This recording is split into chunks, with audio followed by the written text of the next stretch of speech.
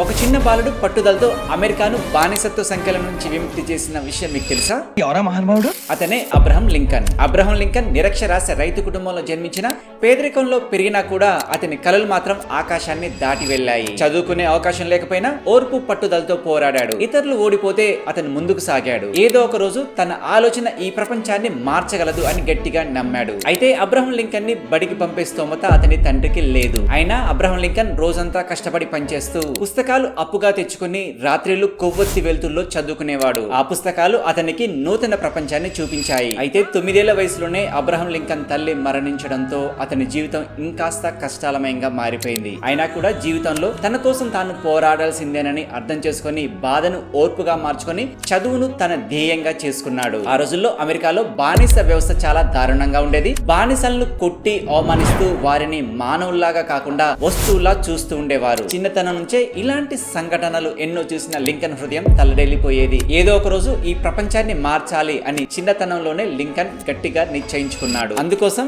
Lincoln జీవితం నిరుద్యోగిగా ప్రారంభమైనప్పటికీ న్యాయవాదిగా ఎదిగి చివరకు అమెరికాకు అధ్యక్షుడై అమెరికాలో బానిసత్వాన్ని పూర్తిగా రద్దు చేశాడు. తన ధైర్యంతో పట్టుదలతో న్యాయం కోసం చేసిన పోరాటంతో అబ్రహం లింకన్ అమెరికా చరిత్రలోనే ఒక గొప్ప నాయకుడిగా నిలిచాడు. పేదరికం ఒక అడ్డంకి కాదు, అది ఒక పరీక్ష. కష్టాలు మిమ్మల్ని వెనక్కి లాగగలవు, కానీ మీ కృషి ముందు అవి ఒక రోజు ఓడిపోతాయి. అవకాశాలు మీకు తలుపు తట్టవు, మీరే అవకాశాల తలుపులు బద్దలు కొట్టాలి. జీవితం ఎంత కష్టమైనా మీ ఆలోచన శక్తివంతమైనదైతే మార్పు మీ చేతుల్లోనే ఉంటుంది అని అబ్రహం లింకన్ నిరూపించాడు. ఇలాగే మీ జీవితానికి ఒక లక్ష్యాన్ని నిర్దేశించుకొని మీ భవిష్యత్తును మార్చుకోండి. ఈ స్టోరీ వర్తి అనిపిస్తే లైక్ చేసి కామెంట్ చేయండి. ఇలాంటి మోటివేషనల్ స్టోరీస్ కోసం మన ఛానల్ ని ఫాలో అవ్వండి.